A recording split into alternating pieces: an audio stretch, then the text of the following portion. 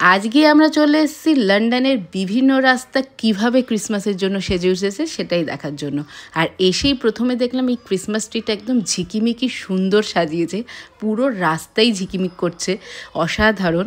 আর কবে দেরি আছে এখনও ক্রিসমাস আসতে, 25 ডিসেম্বর যবে থেকে এখানে লাইটস অন হয়েছে ক্রিসমাসের, তবে থেকে মানুষের এইরকম ভিড়, আর তবে থেকেই এদের উৎসব লেগে রয়েছে। আর এত ভিড় দেখে আমার প্রথমেই সন্তোষ মিত্র স্কোয়ারের কথা মনে পড়লো, যে হারে আমরা ভিড় ঠেলে ঠাকুর দেখতে যাই, লাইটিং দেখতে যাই, একদম সেই রকম। আর যেতে যেতে দেখলাম কিছু ডান্সার, তাদের ভিডিও শ্যুট হচ্ছে রাস্তাতে। আর ডান্স দেখলে তো আমার একটু দাঁড়িয়ে পড়ার অভ্যাস আছে, আমার তো আবার লোভ লেগে যায় দেখার জন্য। তো এই সমস্ত দেখা ঠেকা হয়ে যাওয়ার পর যখন মনে হলো যে না এবার এগোনো যেতে পারে, তখন এই সমস্ত ঝিকিমিকি লাইট দেখতে আর রিক্সাটা দেখতেন পুরো একেবারে ঝিকিমিকি টুম্পা, তাই না? আর লাইটিংগুলো কি অসাধারণ। হ্যাঁ, আমাদের চন্দননগরেরও লাইটিং অসাধারণ হয়, কিন্তু চন্দননগরের লাইটিং চন্দননগরের মতো সুন্দর, লন্ডনের লাইটিং লন্ডনের মতো সুন্দর। দুটোর মধ্যে একটু পার্থক্য, যে ডিজাইনগুলো আলাদা আমার যা মনে হয়েছে, যে হারে আমি ভিড় ঠেলে ঘুরেছি।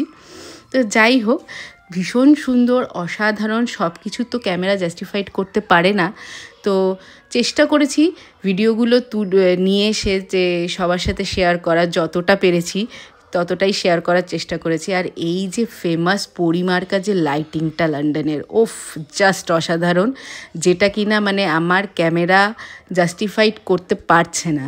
মানে সামনে দেখে যতটা ভালো লেগেছে, ততটা মানে ক্যামেরায় আমি ধরা দিতে পারছি না, মনে হচ্ছে এরকম লাগছে। আর তার মধ্যে এত হেঁটেছি যে তোজো ঘুমিয়েই পড়েছে। ওই যে পেছনে ওকে নিয়ে আবার সৌভিক চলছে, তাই আমি একাই ক্যামেরা করেছি যতটা পেরেছি লাইটিংগুলোকে সবার সাথে শেয়ার করার চেষ্টা করেছি। আর এত সুন্দর লাইটিং, কোনটা ছেড়ে কোনটা তুলবো মনে হচ্ছে সব আমার মেমোরি ফুল হয়ে গেল। ডিলিট করছি পুরোনো দিনের ভিডিওগুলো, তারপরে আবার লাইটিং কিছু ছাড়া যাবে না।